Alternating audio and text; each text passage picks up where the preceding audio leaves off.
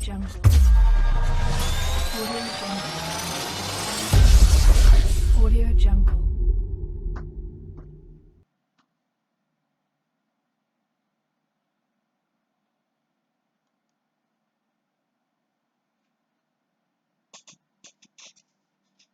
Oke, Assalamualaikum warahmatullahi wabarakatuh. Selamat bertemu kembali dengan pelajaran akuntansi keuangan. Kali ini kita akan membahas mengenai materi pengelolaan dana kas perusahaan yang ada di bank. Terlebih dahulu kita ke materi pengertian kas. Oke, pengertian kas. Kas adalah alat pembayaran yang dapat dipakai untuk membiayai kegiatan perusahaan. Kas merupakan aktiva yang paling lancar dan harus disediakan di dalam perusahaan dalam jumlah yang mencukupi untuk kegiatan perusahaan. Kas adalah aktiva lancar meliputi uang kas, kertas, logam, dan sebagainya. Oke, kemudian ada beberapa akun yang termasuk atau jenis-jenis yang termasuk ke dalam kas. Yang pertama adalah uang tunai, terdiri dari uang kas, kertas, dan logam yang dikeluarkan oleh pemerintah. Yang kedua adalah uang kas yang disimpan oleh bank dalam bentuk tabungan dan giro. Yang ketiga adalah cek yang diterima dari pihak lain tetapi belum diuangkan oleh perusahaan. Cek dalam perjalanan atau outstanding cek yang telah dikeluarkan perusahaan tetapi belum dicairkan oleh pihak lain. Kemudian yang kelimanya adalah cek kasir, yaitu surat perintah kepada bagian keuangan untuk mengeluarkan uang dari pihak-pihak lain dalam perusahaan sendiri. Yang keenam adalah vessel pots yang menurut sifatnya dapat diuangkan pada waktu-waktu diperlukan. Yang ketujuh, simpanan uang di bank, baik itu bank dalam negeri ataupun luar negeri yang tidak dikenakan pembatasan penarikan terhadap saldonya. Kemudian ada pula yang bukan merupakan atau tidak termasuk ke dalam kas adalah cek mundur, merupakan cek yang mencantumkan tanggal penarikan pada masa mendatang. Kemudian yang kedua adalah pembayaran di muka atau down payment. Yang ketiga adalah perangko atau materai atau benda-benda pos yang sifatnya pembayarannya jumlah terlalu kecil, tapi oleh bank tidak akan terima sebagai setoran.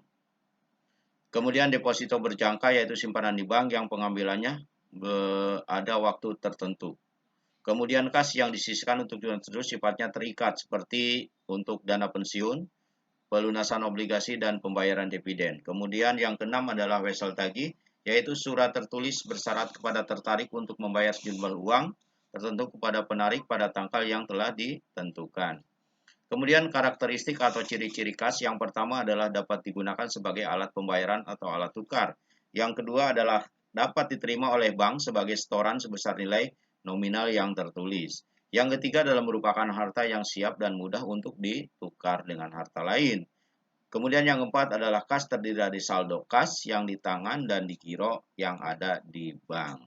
Kemudian yang kelima adalah perusahaan harus menjaga sedemikian rupa sehingga kas akan menjadi stabil. Prinsip-prinsip pengendalian terhadap kas. Oke, apa aja? Penerimaan kas. Bagian penerimaan kas adalah satu, diadakan pembagian tugas antara fungsi penerimaan, pencatatan, dan penyampaian kas. Atau ada masing-masing bagian yang memegang fungsi tersebut. Jangan jadi satu orang karena akan memudahkan untuk melakukan kecurangan.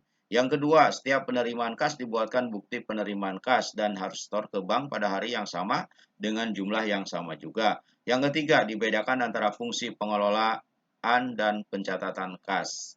Yang keempat, setiap hari dibuat laporan kas baik dari fungsi pengelola kas maupun dari fungsi pencatatan penerimaan. Yang kelima, secara internal tanpa pemberitahuan lebih dahulu diadakan pemeriksaan kas. Yang keenam adalah catatan penerimaan kas dalam jumlah penerimaan kas. Pengeluaran kas.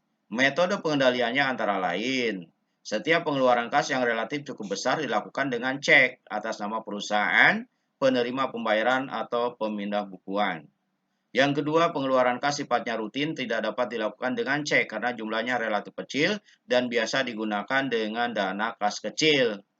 Kemudian yang ketiga, digunakan sistem voucher untuk menjamin pengeluaran kas memang untuk perusahaan. Yang keempatnya, dipisahkan antara yang menulis cek, yang menandatangani, dan yang mencatat kas tersebut. Yang kelima adalah diadakan pemeriksaan mendadak dalam jangka waktu yang tidak ditentukan. Oke, bisa diperiksa secara mendadak. artinya tanpa pemberitahuan terlebih dahulu. Pemeriksaan kas. Bagaimana caranya pemeriksaan kas dilakukan tanpa memberitahu terlebih dahulu?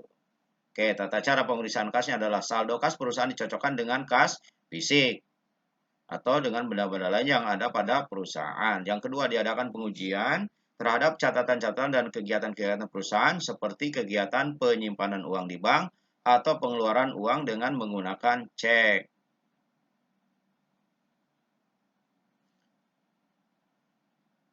Pemeriksaan kas dapat dilakukan secara mendadak tanpa memberitahu terlebih dahulu.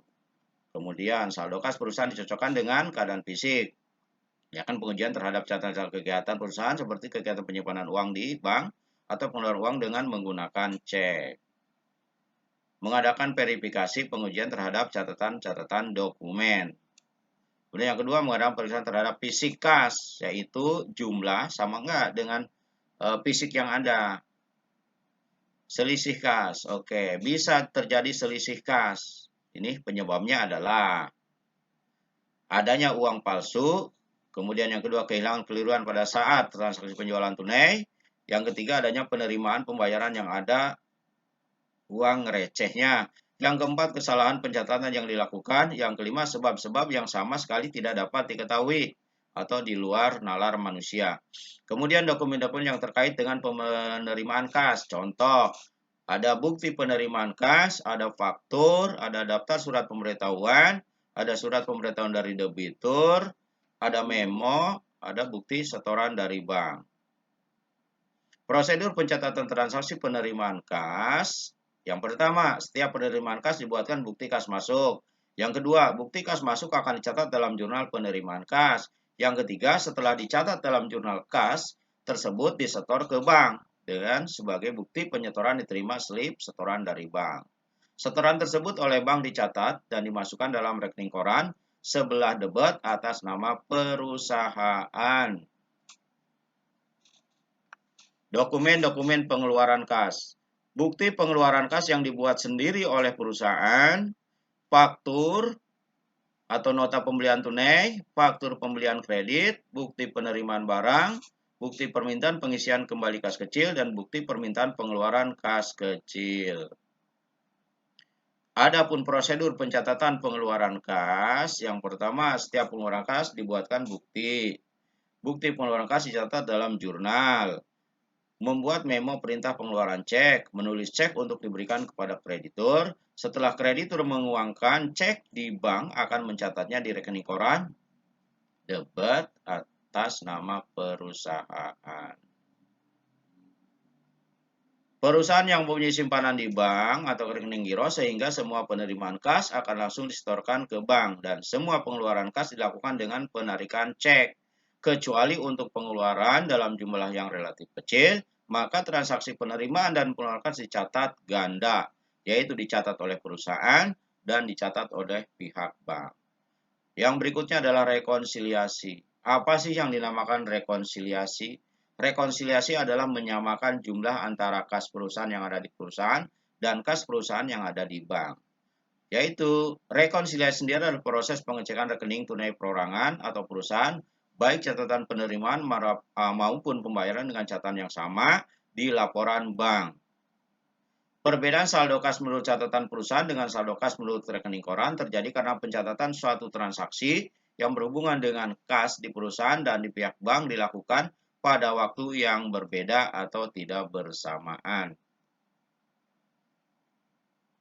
Penyebab perbedaan saldo kas menurut catatan perusahaan dan rekening koran. Setoran dalam proses atau deposit in transit, cek yang masih beredar atau outstanding cek, hasil penagihan piutang oleh bank atau inkaso, beban administrasi bank, jasa giro dari bank atau interest income, ini adalah pendapatan bunga, cek kosong atau not sufficient fund. Yang ketujuh adalah kesalahan pencatatan. Adapun tujuan rekonsiliasi adalah untuk mengetahui saldo kas yang sebenarnya untuk periode tertentu. Langkah-langkah rekonsiliasi. Oke, kita lihat bagaimana sih langkahnya. Tentukan pihak yang sudah mencatat dan pihak yang belum mencatat. Yang kedua, koreksi dilakukan di pihak yang belum dicatat. Yang ketiga, bila terjadi kesalahan, maka koreksi dilakukan di pihak yang melakukan kesalahan. Oke, terima kasih. Materi kali ini cukup sekian. Jika materi ini dirasa sangat membantu dan ada manfaatnya, silakan di like dan komen, serta di subscribe. Terima kasih. Wassalamualaikum warahmatullahi wabarakatuh.